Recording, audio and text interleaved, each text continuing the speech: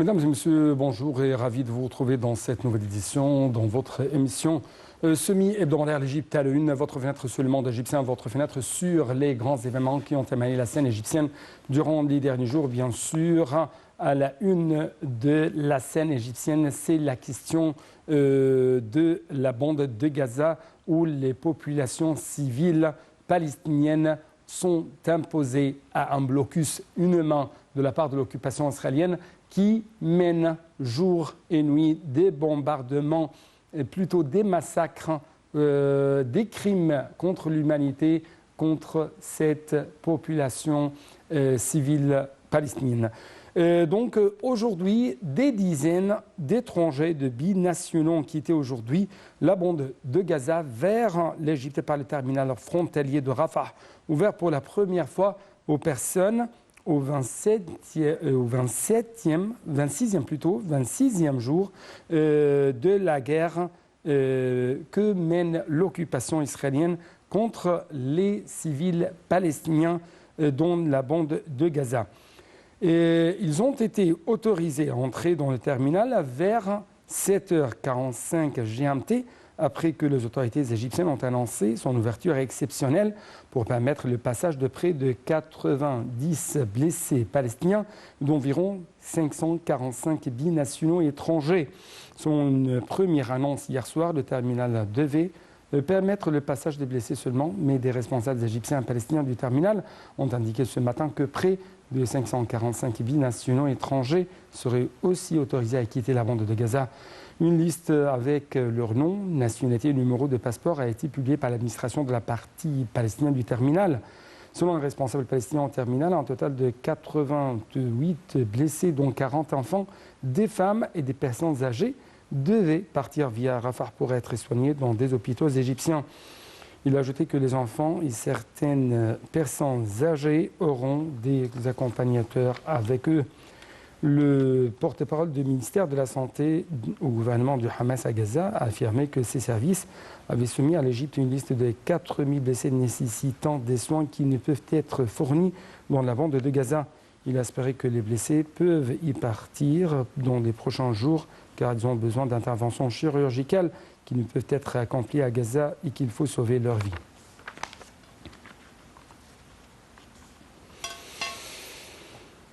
Dans les termes les plus forts, la République arabe d'Égypte a condamné l'agression israélienne inhumaine qui a ciblé un quartier résidentiel dans le camp de Jabalia, faisant plus de 400 victimes et blessés. Les explications avec Sarah Mahrabi.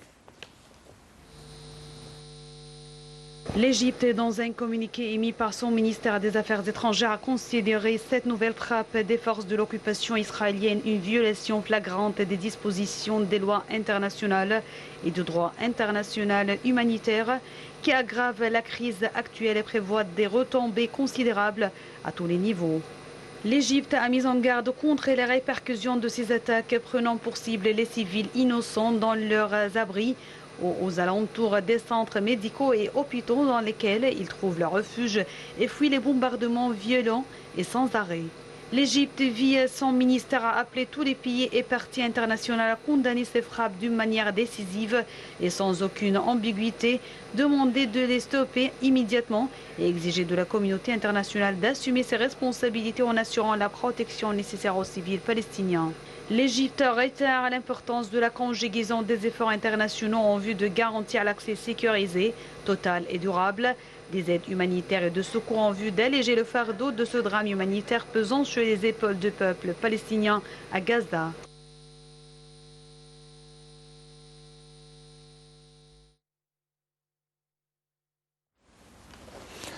De sa part, le chef de la diplomatie égyptienne, M. Sameh Choukri, a reçu un appel téléphonique du haut représentant pour les affaires étrangères et politiques de l'Union européenne, M. Josep Borrell, axé sur l'escalade dans la bande de Gaza.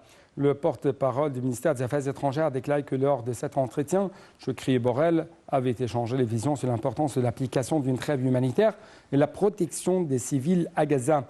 Les deux parties se sont mis d'accord sur l'importance de l'acheminement complet, sécurisé et durable des aides humanitaires. En outre, M. Choukri et Josep ont rejeté le déplacement forcé des Palestiniens.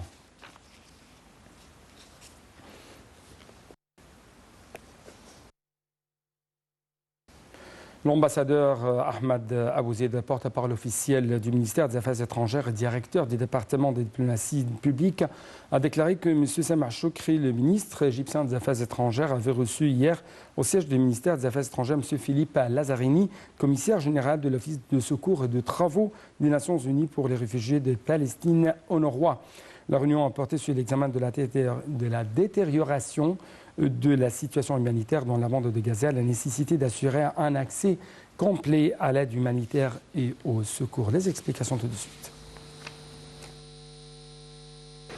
Le porte-parole officiel du ministère des Affaires étrangères a déclaré que les discussions entre le ministre des Affaires étrangères, Samar Choukri, et le responsable de l'ONU ont porté sur la détérioration des conditions humanitaires à Gaza et sur la catastrophe qui frappe actuellement le peuple palestinien dans la bande de Gaza. À cet égard, M. Choukri a affirmé que l'Égypte s'engage fermement à déployer tous les efforts nécessaires pour réduire et alléger le fardeau des souffrances humaines auxquelles les frères palestiniens sont exposés, notant que les pratiques israéliennes contre la population de la bande de Gaza, notamment les bombardements, le blocus et les déplacements forcés, violent la légitimité du droit international et du droit international humanitaire. Choukri a également exprimé l'appréciation de l'Égypte pour le rôle vital joué par l'UNRWA au milieu de cette crise pour fournir des services de base et du matériel de secours au peuple palestinien, dénonçant en même temps le ciblage israélien qui a affecté un certain nombre d'installations de l'UNRWA et le nombre de victimes et de blessés parmi les équipages opérants depuis le début de la crise, en violation grave du statut spécial du quartier général de l'ONU et d'une manière qui porte atteinte au rôle qui leur est assigné dans la protection des civils dans des conditions aussi critiques. Choukri a également souligné l'attachement de l'Égypte de fournir tout le soutien possible à l'UNRWA ainsi que de poursuivre la coordination avec les acteurs internationaux afin de fournir le soutien financier nécessaire dans le but que l'agence puisse continuer à fournir des services de base au peuple palestinien conformément à son mandat de l'ONU. Pour sa part, le commissaire général de l'UNRWA a évoqué les conditions déplorables dans les installations de l'agence à Gaza qui ont atteint leur capacité maximale et la nécessité de permettre l'entrée de l'aide, d'un cessez-le-feu et d'éviter des coupures répétées de communication dans la bande. À cet égard, il a apprécié le rôle important joué par l'Égypte dans la fourniture de l'aide humanitaire à la population de la bande de Gaza, ainsi que les efforts qu'elle déploie pour soutenir la durabilité des services de l'UNRWA dans des zones d'opération, soulignant la volonté de l'UNRWA de poursuivre une coordination étroite avec l'Égypte pour œuvrer à alléger le fardeau des souffrances humaines qu'elle subit.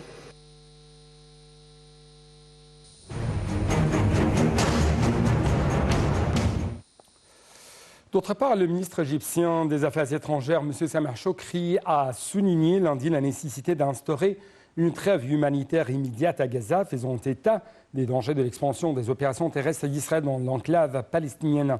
Il a tenu ses propos lors de l'appel téléphonique qu'il a reçu de son homologue tchèque Jan Lipaveski sur l'escalade à Gaza. Le chef de la diplomatie a de même jugé nécessaire de conjuguer les efforts internationaux pour assurer l'accès durable des aides aux Palestiniens.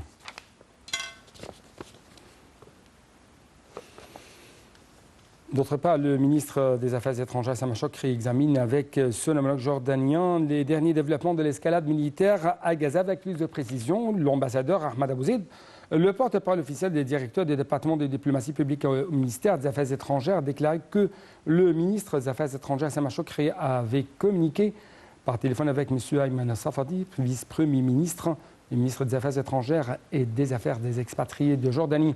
L'ambassadeur Abouzid a souligné que cet appel s'inscrit dans le cadre de la coordination des efforts arabes pour faire face à l'escalade militaire sans précédent dans la bande de Gaza et aux attaques en cours contre les civils palestiniens et au moyen de mettre en œuvre une trêve humanitaire immédiate qui préserve la vie de nos frères palestiniens et allège le fardeau de l'aggravation des souffrances humaines des habitants de la bande de Gaza.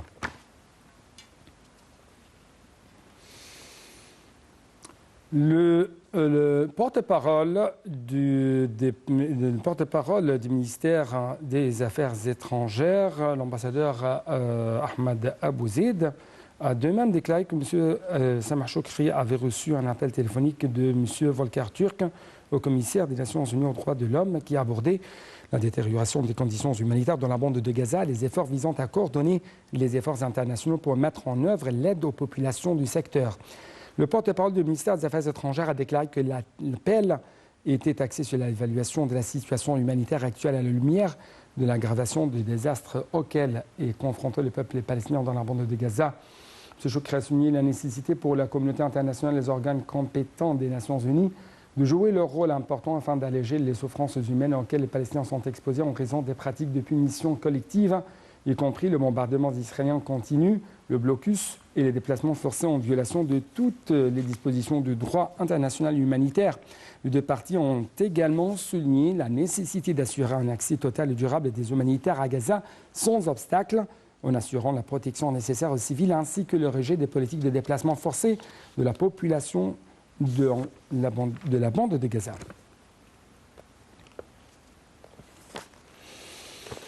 Lors d'une conférence de presse devant le terminal de Rafah, le Premier ministre Dr Moustafa Madbouli a affirmé hier le rejet total de l'Égypte et de la politique de la punition collective contre les habitants de la bande de Gaza. Le chef du gouvernement égyptien a ajouté que le président Abdel Fattah al-Sisi était en contact continu à tous les niveaux pour résoudre cette crise humanitaire sans précédent à Gaza. Dans une allocution qu'il a prononcée lors d'une rencontre avec les chefs des tribus du Sinaï au quartier général du 101e bataillon à El Arish, le Premier ministre Moustafa Madbouli a déclaré que l'Égypte ne permettrait pas de liquider les problèmes régionaux et les régler à ses dépenses. Nous sommes prêts en tant qu'Égyptiens à défendre chaque grain de sable du nord du Sinaï et c'est un message clair que je lance aujourd'hui dans ma conversation avec vous. Nous ne permettrons à personne de s'en approcher, a mitraillé Madbouli. Dans le cadre de sa tournée, M. Madbouli s'est rendu au point de passage de Rafah. Dans une conférence de presse, il a affirmé le rejet de l'Égypte de la politique de châtiment collectif et le fait de cibler les civils.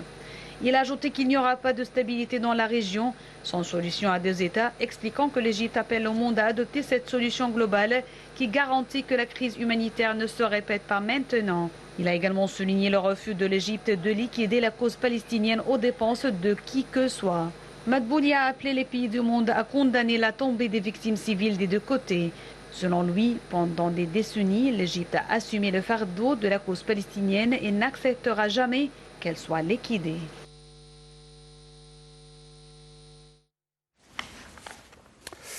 Donc actuellement, nous devons passer à ce volet économique de cette édition de l'Égypte à la une.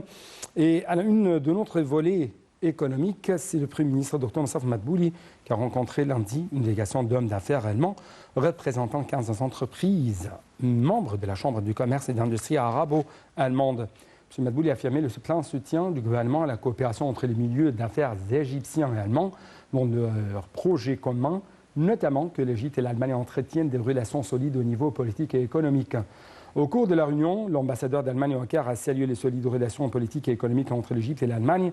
Notons que la visite de la délégation allemande en Égypte à ce moment reflète l'ampleur de l'intérêt de ces entreprises allemandes à investir en Égypte.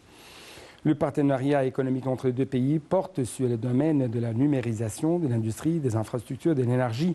L'ambassadeur allemand a également ajouté que la coopération égypto-allemande dans le domaine de l'hydrogène vert, de l'énergie propre, constituait l'un des intérêts les plus importants au cours de la phase actuelle.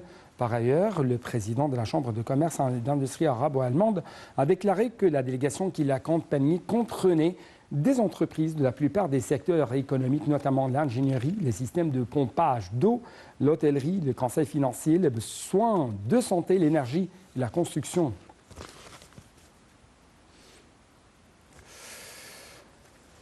Le ministre égyptien des Finances, M. Mohamed Moayet, a examiné avec le président de l'autorité des douanes, Al-Shahat El-Gatouri, l'avancement de l'initiative autorisant aux Égyptiens expatriés d'amener leur voiture à l'étranger, à propos de laquelle une loi a été promulguée pour son prolongement pour 3 mois, ordonnant d'accélérer les mesures de délivrance des licences d'exportation pour faciliter le dédouanement des voitures.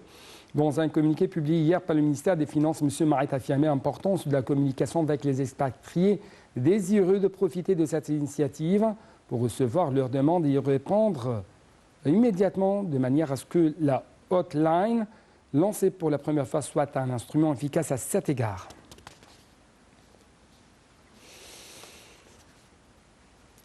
De sa part, le ministère des Finances de l'Égypte a souligné dans un communiqué l'attachement à approfondir la communication avec les partenaires internationaux pour faire avancer les efforts de développement en Égypte. Le but est de permettre largement au secteur privé d'optimaliser les capacités de production d'exportation, étant donné que le climat d'investissement en Égypte est devenu plus attrayant. D'ailleurs, le Centre d'information d'aide à la prise de décision du Conseil des ministres a énuméré les réformes adoptées par le gouvernement pour encourager le secteur privé. Le rapport étale les mesures prises au niveau des politiques macroéconomiques et sectorielles, ainsi que les mesures futures soutenant la réalisation d'une croissance qui dirigera le secteur privé en Égypte. Le gouvernement égyptien a mis en œuvre une kyrielle de réformes économiques et de réformes du climat des affaires afin de stimuler le rôle du secteur privé et sa contribution au produit intérieur brut.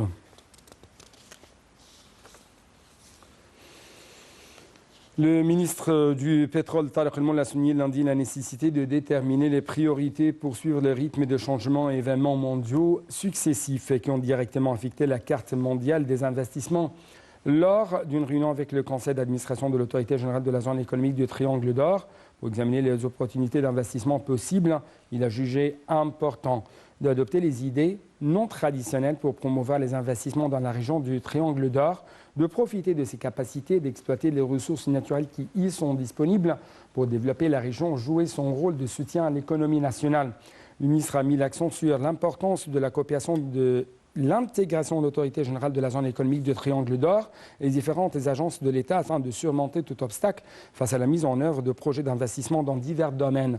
Il a à cet effet rappelé l'intérêt de l'État à stimuler et à encourager les investissements à maximiser le rendement des ressources naturelles en établissant deux projets de développement à rendement élevé.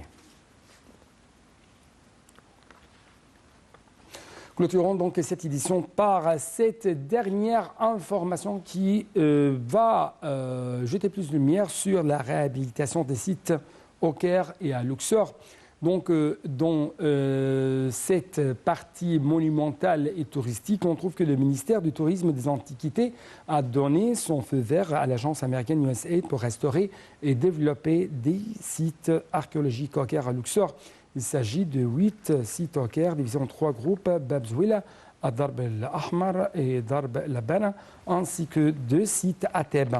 C'est le Conseil suprême des Antiquités qui détermine et choisit les sites archéologiques pour chaque institution étrangère selon ses intérêts archéologiques et patrimoniaux. Donc avec cette dernière information, nous devons clôturer cette édition, chers téléspectateurs. Merci beaucoup pour votre attention et à la prochaine.